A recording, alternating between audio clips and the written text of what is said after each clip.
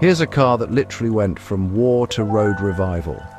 The 1947 Rover 16, known as the P2, sits at this strange, fascinating crossroads in Rover history.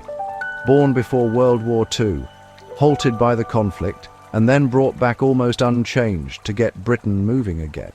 Let me take you back to 1937.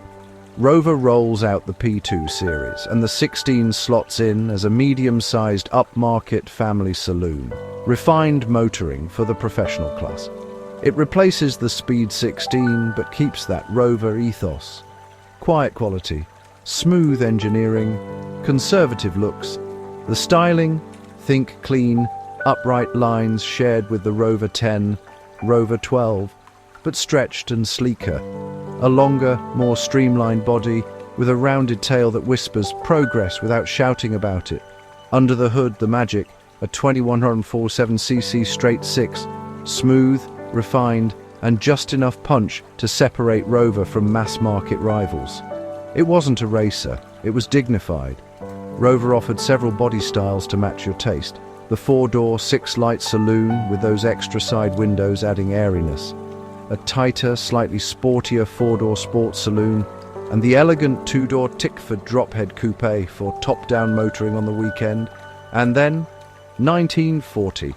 Production stops. The world has other plans. During the war, Rover pivots hard. Car building ceases, and the company dives into aircraft engine work, shadow factories, even early jet engine research. This is where Rover forges its post-war identity, engineering-led, conservative, quality first. No gimmicks, just competence. Peace returns, but Britain is stretched thin. Steel is scarce, budgets are tight, and the government wants exports. So Rover does the practical thing in 1945, restart production with the P2 models almost unchanged, and the 16 comes back looking familiar, because stability was the point. The revived Rover 16 keeps that 2147cc OHV straight six with a claimed top speed around 77 to 78 mph.